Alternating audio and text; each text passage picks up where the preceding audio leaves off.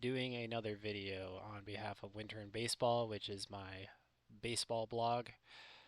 Um, I decided to sometimes do videos like this because I feel like when I write, sometimes I get a little rambly, and with that, I feel like this kind of format works a little bit more for what I'm trying to do in that situation.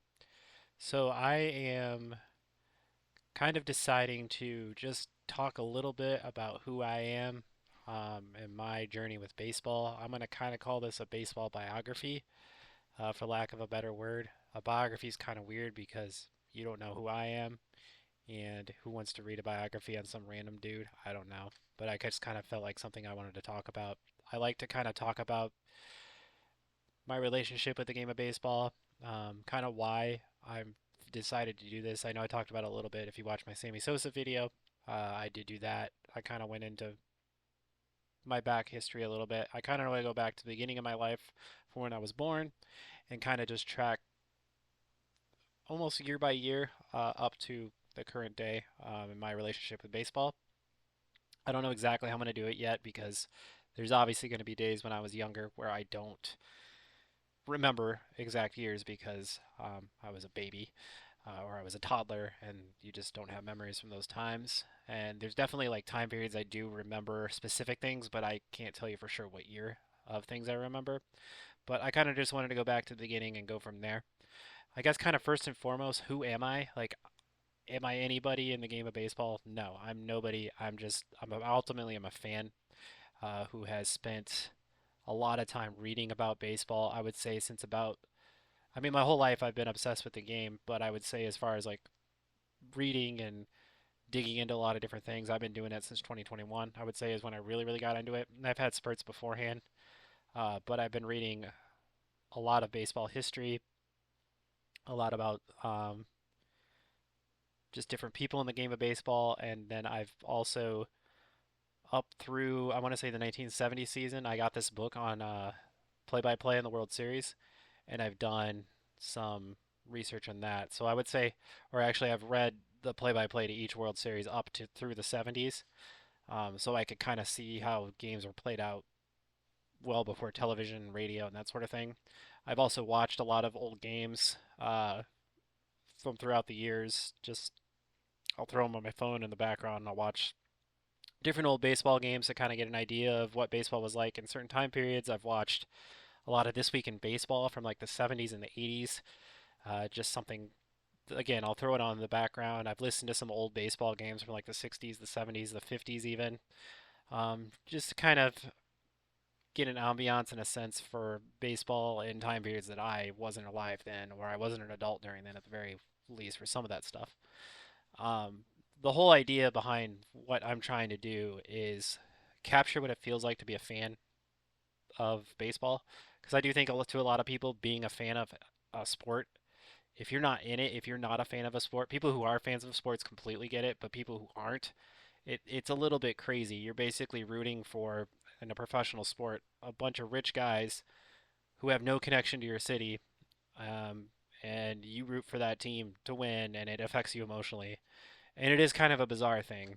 And I think most hardcore fans of of sports kind of get it. They kind of, well, they don't get why they're into it, but they do also think it's kind of weird. So there's elements of that I do want to kind of understand, try to understand, and try to capture and try to express.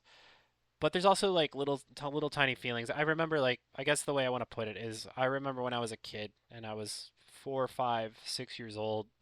I used to get a lot of baseball cards in the 80s, or late 80s, early 90s. And there was just a feeling that I got when I was a kid when I opened a pack of cards and looked at it. And yeah, I could see the stats on the back, I could see the pictures, the colors, the way the colors are in like that time period. When I watched a game like on an old tube TV, um, like way back in the day before you had like score bugs on the screen or uh, really anything, you just kind of had the television in its little square box with the nice bright like saturated colors. You just had that, and the way it made the game come to life to me as a kid made me feel a certain way. You can almost say I had a nostalgic feeling towards it, but I was a kid. There was no nostalgia that didn't exist. So there was a certain feeling of like happiness and like safety and whatever it was that baseball essentially made me feel.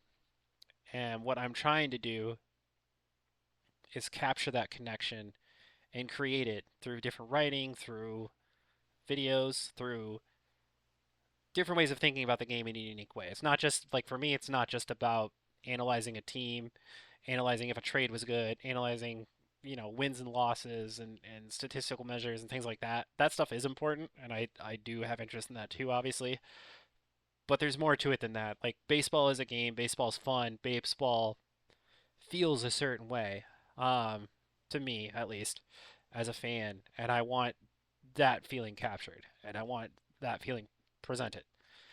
Um, but I think in order to do that, I think I do need to go back to where I grew up and how the sport kind of intertwines with me. And so that's why I'm kind of doing this video. So I was born in 1986. I was born in Iowa. I lived in a small town for most of my life, honestly, uh, in Iowa. Uh, Smaller town, medium-sized town. That doesn't really matter. But I have, and I talked about this a little bit in my last video.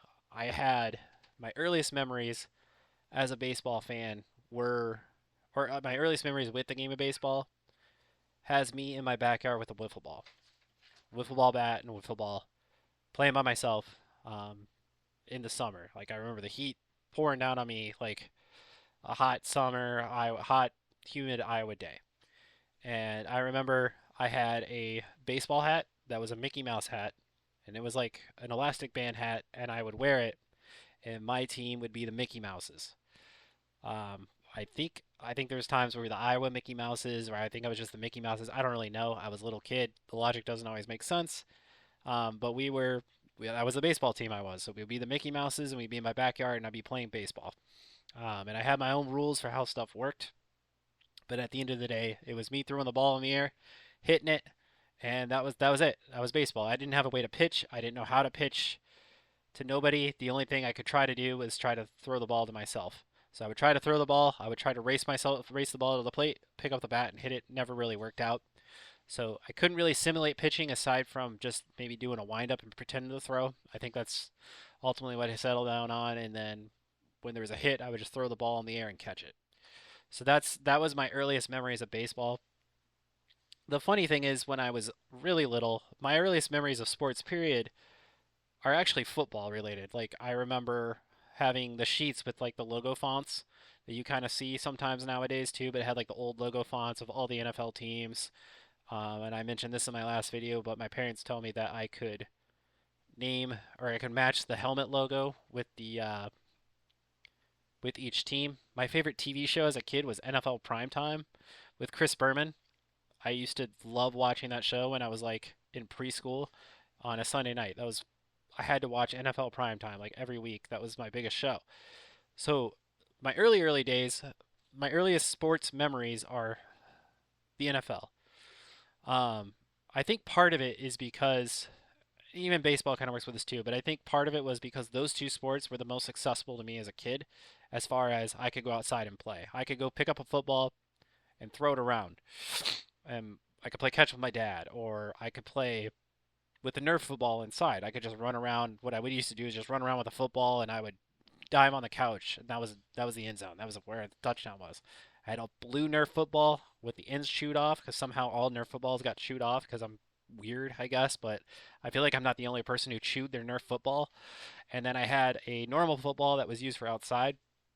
The other thing was too, I actually had surgery on my head, like my skull, when I was a baby, and so because my head wasn't born with soft spots, and so I had to get surgery to remove a piece of my skull. And so there's early pictures of me as a baby with a helmet on, and I'm thinking at least subconsciously to some level I was now I look like a football player. So like there was some connection between football and that where I could go, "Oh, those football players wearing helmets just like I did." Like that's how I related to them. The way this kind of connects to baseball is another sport that I could just pick up and play and go outside. I could throw the ball, like like I said, I would throw the wiffle ball in the air and I would try to hit it, and that's just what I would do. So I could do both those things in my backyard. Those are things that I could easily do. Hockey, it's kind of weird that like hockey doesn't really exist, or at least it didn't exist in Iowa back then. You would think flat, cold state, ice hockey would be a bigger deal, but it really wasn't. So hockey I never really even knew existed until probably I was 6 or 7 years old. So much later on is when I kind of discovered hockey. Hockey's grown a little bit in Iowa too. There's been more minor league teams and stuff like that that's come into play. But when I was a kid, none of that existed. So hockey wasn't even on my radar. Basketball, I have one memory of basketball, and it was me as a kid with one of those Nerf hoops with like the sucker things on them, so you could put it on the wall and shoot on like a mini hoop. I have a picture of myself dunking on the mini hoop with a Boston Celtics game on the background, and I knew it was a Boston Celtics game because even in the camera you can see a picture of the TV, and it has the green floor with the parquet. Very clearly Boston Celtics. And it makes sense too. It was the late 80s, early 90s. The Celtics were kind of coming down from their time period of success, but they still, they're the Boston Celtics. They're probably the most recognizable NBA team aside from the Lakers. So it's very clear, and it's not surprising that that would be on. But that's the only thing with basketball. We didn't have anywhere to even play basketball in my yard. I think we had an old gravel driveway, but there's no place to hang a hoop in it. And then most of our yard was grass, so there wouldn't have been anywhere to have a basketball hoop. So I didn't have a basketball hoop in my driveway or anything like that. So there's no connection to the game of basketball for me as a little kid. So the two most accessible sports to me were football and baseball.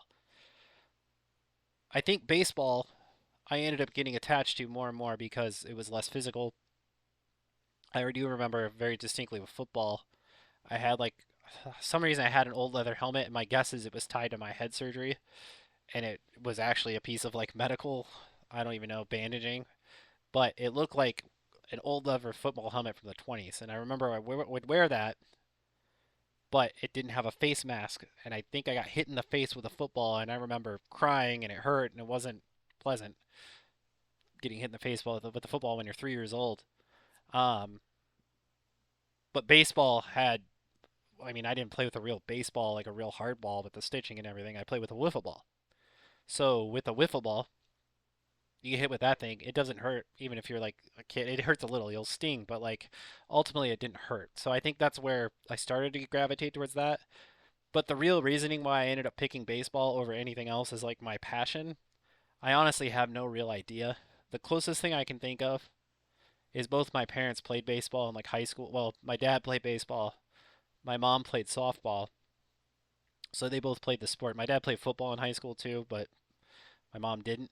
So it was a sport that both my parents played. So it was a sport both my parents had understanding of, and they both had an interest in it. So I think that was part of it. My dad was a Yankees fan, which is why for the early years of my life I would say if I had a favorite baseball team, it was the New York Yankees, and that's why I'm wearing this hat right now. But it never was something that completely stuck. My mom was a Dodgers fan, and and I went into why my dad was a Yankees fan and all that. My Sammy Sosa video. I talk about the Yankees in a Sammy Sosa video. It makes a lot of sense. But my mom was actually a Dodgers fan, a Los Angeles Dodgers fan, and I remember her talking about having memories of the Kirk Gibson home run in 1998. And I know we had like a Dodgers helmet in our house. There's actually a picture of me as a baby my parents just shared with me during the World Series when the Yankees and the Dodgers played, of me wearing the Dodgers helmet on my head when I was probably a year old, if that. So that was always around.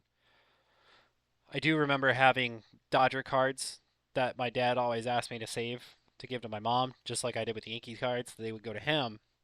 My mom wasn't never really seemed to be as passionate about the Los Angeles Dodgers as my dad, as much as my dad liked the Yankees. But my mom, I definitely do have early memories, especially of my mom liking the Dodgers. But I think I gravitated towards the Yankees because my dad seemed to care more about the Yankees than my mom cared about the Dodgers. So that's why I ended up gravitating towards the New York Yankees as a little kid. And yes, I realized I grew up in Iowa, and my mom was a fan of a West Coast team, and my dad liked an East Coast team. and it probably didn't really make sense. But I'm sure there's plenty of other people nowadays who like the Yankees and Dodgers who live nowhere near, so maybe in the big picture it does make a little bit sense, but that's the way that was. Um, but yeah, in my early years, I would say like going from 1986, obviously when I was born, you probably don't start having real memories until maybe 1989 or 1990, uh, when I was like 3, 4 years old. Like for example, like I didn't watch the World Series in 1986, 87. I actually don't even have a memory of watching a World Series until, well, my first memory of being aware of the World Series would have been in 1993 between the Blue Jays and the Phillies. And most of that was because I was really into the 1993 National League pennant race between the Giants and the Braves. And then I do remember watching the Phillies beat the Braves in the playoffs. I remember their celebration on the field once they won the pennant. But I don't remember watching the games in the 1993 World Series. And maybe I'll talk about that more later on. But I do remember checking the scores and knowing who was winning and all that stuff. That was the first year I really concretely remember that. Before that, I had no real knowledge of the World Series because to me it wasn't about who is the best team in baseball. It wasn't about that sort of aspect of following it. For me, it was just watching baseball. It was about if I turned on a game or I would happen to walk in the house and the game was on, it was about picking that team in that moment. But the reality is, I didn't care who the best team in baseball was. I didn't care about championship droughts. I didn't care about who the best of all time was. I didn't care about any of that stuff. I cared about just watching baseball. That's all I cared about. And it's really really hard to pick anything more concrete from that early time period just because of your age and that sort of thing. But I will say when I was a kid, like a really little kid, my very first memories of going to games, going to professional baseball games, my parents used to take me to, and I lived next to Cedar Rapids, Iowa. I used to go to Cedar Rapids Reds games all the time when I was really, really little. And those are my first memories. Those are the first time I ever went to a professional baseball game was going to the Cedar Rapids Reds games. And they play in the same stadium they play now, Veterans Memorial Stadium. But back then, it was more of an old style minor league stadium. They ended up remodeling it in 2000, and I've been back since. But as a kid, I have a very, very strong association with the 19, like, I don't even know what year that style of minor league stadium is, but it's like, it has like the overhang over the bleachers, and you have the old, just ads all over the wall in the outfield. I think, like, if you look at minor league baseball, it's similar to something you would see in the movie Bull Durham, like a very similar minor league stadium to that. And that's what I grew up going to, is going to these Cedar Rapids Reds games. I don't remember anything else about them except for being very, very excited to drive to the Cedar Rapids Reds games and go to these games. That was the first professional baseball games I ever went to was in Cedar Rapids, Iowa, and I do remember those games fondly. I still have a strong fondness for the Midwest League. I ended up working for a Midwest League team, and at the end of early days of college, I've been to I love minor league baseball in general. Like I've gone to many games. I locally try to seek out minor league baseball. Like it's a big thing, and it all started with those early days of going to those games.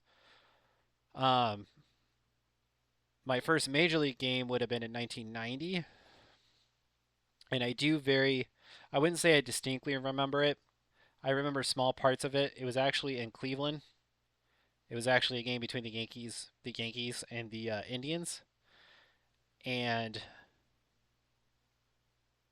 I mostly remember that game because it was a doubleheader.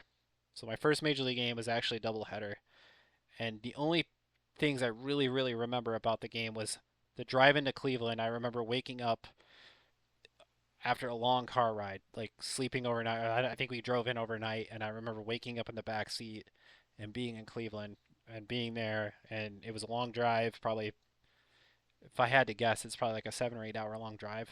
In my dad's Ford Festiva, and I remember that drive. I remember going to Cleveland Municipal Stadium and seeing, I think there's an old neon Chief Wahoo sign above Cleveland Stadium, and I remember seeing that. I remember it just being called Cleveland Stadium, not Cleveland Municipal Stadium. I remember it was huge, and it was terrifying to me because I was scared of heights, and I just remember the stadium was so big, and just I've always like as a young kid I was always scared of like big stadiums and stuff like that because I didn't like walking up the stairs. Like the heights always scared me, and Cleveland Stadium was a large, massive stadium, and I don't remember if it was a sparse crowd. I'm sure it was. My knowledge of understanding what Cleveland Stadium was is it usually was a pretty sparse crowd. So you have this vast, massive ballpark that was mostly empty, and I mean, to me as a 4-year old kid, it was terrifying. They also had white rally towels, which is really weird that they would give out rally towels for both teams. The 1990 Yankees were actually a terrible baseball team. The Cleveland Indians were terrible up until probably the mid 90s. So they had gone many, many years of being a bad baseball team. It was probably a July or August game, so it was completely meaningless. Low into the standings, pointless, not pointless game. Obviously, I think every game has some meaning, but it was not a meaningful game in the standings. There's no reason for this crowd to be packed. It didn't. My guess is it wasn't, but they gave out these rally towels, and it was "Beat the Yankees Hanky Night" or something like that. That's what they call it, "Beat the Yankees Hanky Night." And I don't know if like people actually like got passionately into it and like use these rally tiles. I don't know, but that's the only thing I really truly remember. And I know the Yankees actually won both games of the doubleheader. That's that's the gist of it. That's the most I remember that game. Aside from my first major league game was in Cleveland. I will say this: I do think it's interesting that my first Major League Baseball game was in Cleveland, and the Cubs ended up winning the World Series in 2016, also in Cleveland. So for me personally, the center of the baseball universe is Cleveland. It's the most important city to me as a baseball fan, and I am not even a Cleveland Guardians fan, so that makes it a little weirder. But it's an extremely important city to me personally, and I don't know how many people can say that. So that's probably the most interesting aspect of all of that. The other thing is too is my dad has told me because I got to remember I was 4 years old at Cleveland Stadium for a doubleheader, a Major League Baseball doubleheader. So that's two games is probably going at least 2.5 hours, 3 hours if it's a AL. Who knows? American League could go even longer. And that's basically with the intermission between the two games, what 6.5, 7 hours of baseball. And my dad says I sat through the entire thing, sat still and paid attention to the entire thing. And he said someone sitting next to him made a comment that this kid was couldn't stop watching the game. Which, to be honest, I'm sure there's nobody else in that ballpark who sat still and watched the 1990 Cleveland Indians and the 1990 New York Yankees. So, whoever was on that team, congratulations, you captivated me at 4 years old. So, good work. Um, but really, I mean, that's ultimately what I remember the most from that game because there's just not a lot of concrete memories from that time period just because of my age. Um, I don't really know if there's anything else too deep in that, but like because the first, like I said before, the first 4 years of your life, first 4 or 5 years of my life, it just feels more like there's not a lot of like that consistent flow where like, oh, I can remember this entire 1991 Chicago Cubs team or something like that. It's just memories that pop at you, and obviously the baseball ones for me are very meaningful. They do mean like something, but it's just moments that come at you where you remember like, oh yeah, I do remember what Cedar Rapids felt like in 1990 when I went to that game.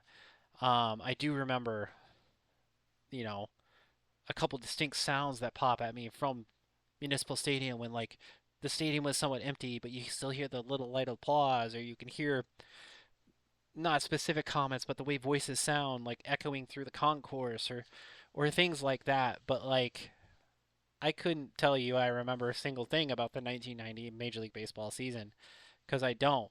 But I do remember just like the early days of the way I viewed baseball and how it started to shape me.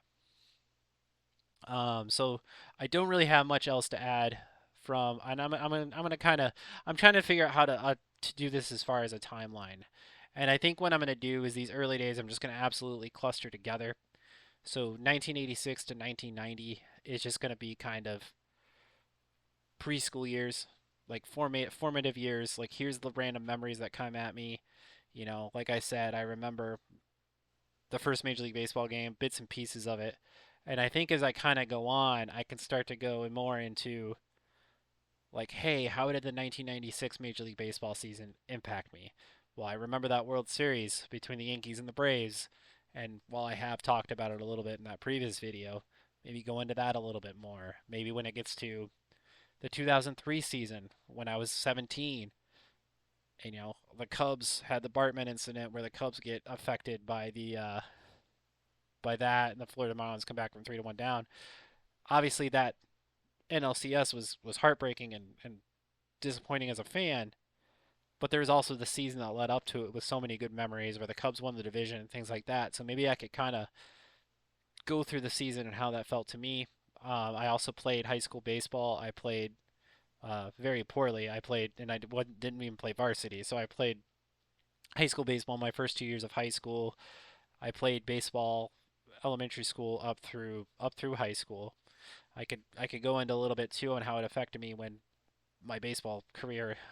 I say career like I did it successfully, but like when I didn't make the varsity team and basically had to face the fact that I was never going to play again.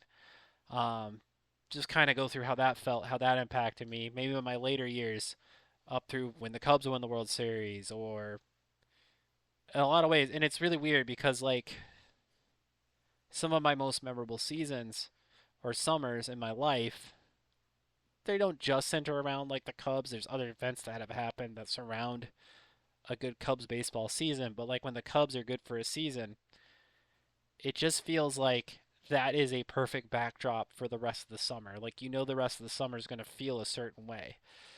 So maybe I'll go through and like talk about that stuff a little bit more.